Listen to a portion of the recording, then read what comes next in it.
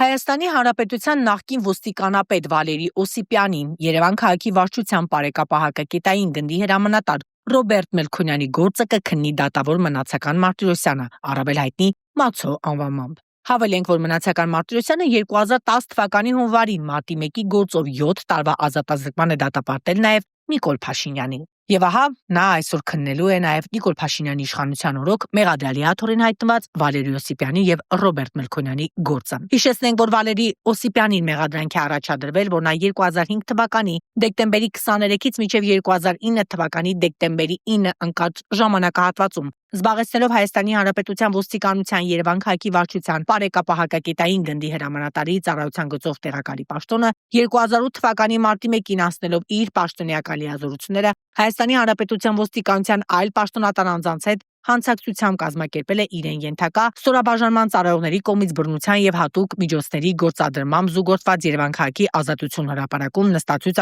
խաղաղ ցուցարարներին ցրելը, հապա քաղաքի կենտրոնական հատվածներում նրանց կուտակումները, հնարավոր ցույցներ ու հավաքները բացառելը, որպեսզի գործողություններով անձանց իրավունքների եւ օրինական շահերին, ինչպես նաեւ հասարակությանը եւ պետության օրինական շահերին պատճառվել է էական վնաս։ Նույն քրեական վարչի շրջանակներով մեղադրյալի աթոռին է նաև Ռոբերտ Մելքոնյանը։ Քրեական գործը դատարանում է, տեսնենք թե դատարանում ինչ է սպասվում նախկին պաշտոնատար անձանց։